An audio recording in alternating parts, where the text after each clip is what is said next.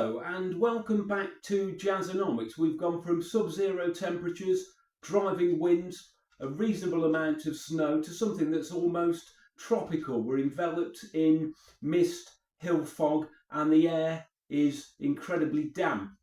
I went to a charity shop yesterday. It was an executive decision. I needed to go past Fishguard yesterday to check on Emma's horses. I was going to go today, but the charity shops wouldn't have been open today, so it was rather fortuitous that I decided to go yesterday, and I've spent the great sum of £1. I shall talk about the few bits and pieces that I bought yesterday for £1 after I've discussed a box set that I bought probably about 18 months ago, but I've only delved into over the past couple of weeks. There are 5 discs in this box set. It comprises of 10 original LPs. It probably retails for around about £20–25. Is it worth £20 to £25? In my mind, I'm not really sure that anything is worth £20 or £25, but it is very, very enjoyable nevertheless. There were 10 LPs that were recorded in between around about 1952 and 1952. 1952 and 1954, and the box set is, and it's really nicely packaged, the complete Norman Granz jam sessions. As I've said, 10 original LPs on 5 CDs. I've listened to 3 of them.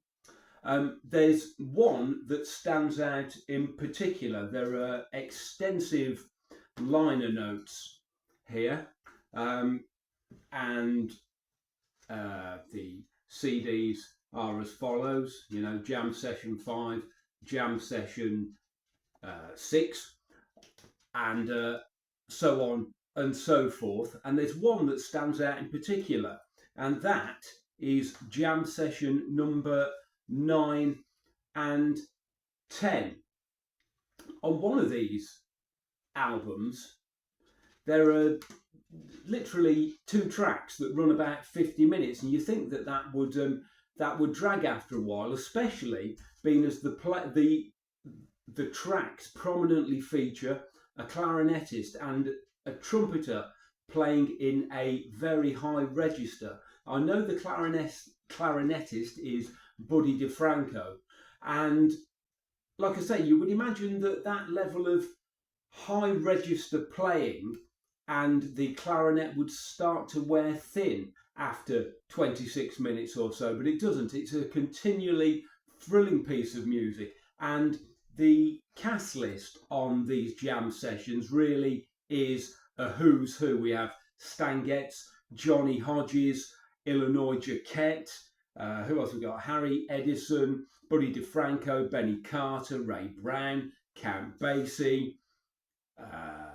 Ben Webster, Stan Getz, Roy Eldridge, James C. Hurd, Lionel Hampton, Dizzy Gillespie, Wardell Gray, Charlie Parker.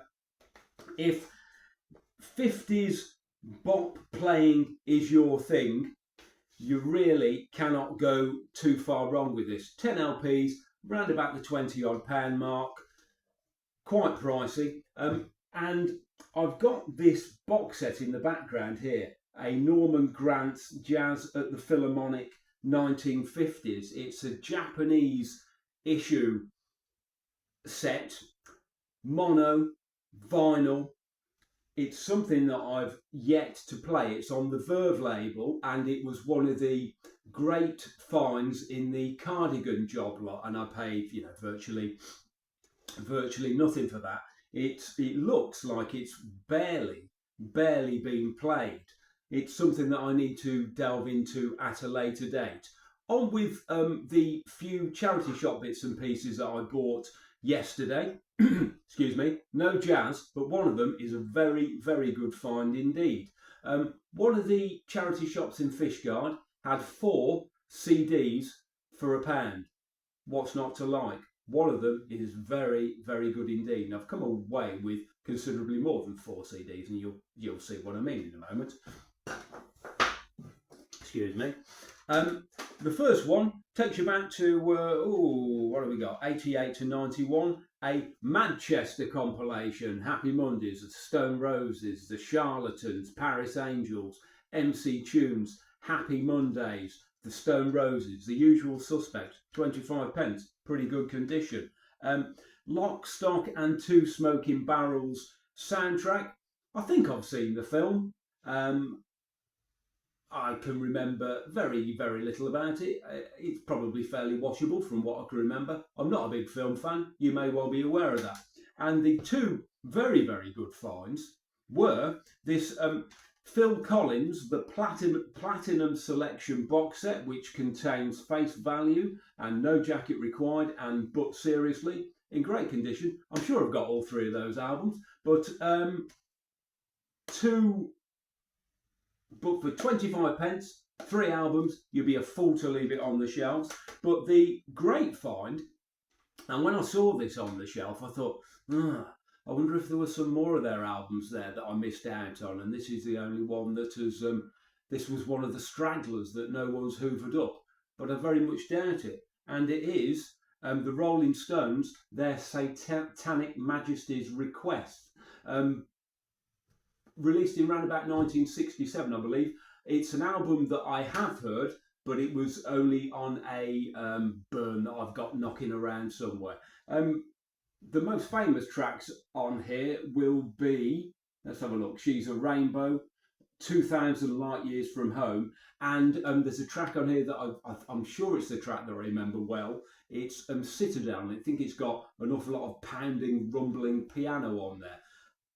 Something of an anomaly in the Rolling Stones back catalogue, but a very listenable album nevertheless. On the London label here, Abco, excuse me, 25 pence, a very good find in great condition, and something of a hole has been filled in the Rolling Stones collection. One album of theirs that I haven't come across yet for a reasonable price is Beggar's Banquet. Everything else is pretty much covered. £1 spent. An hour well spent, £1 well spent. Thank you very much for watching. I think I'm going to brave outdoors with the dogs. If you like this video, please like, share and subscribe. This was Jazzonomics.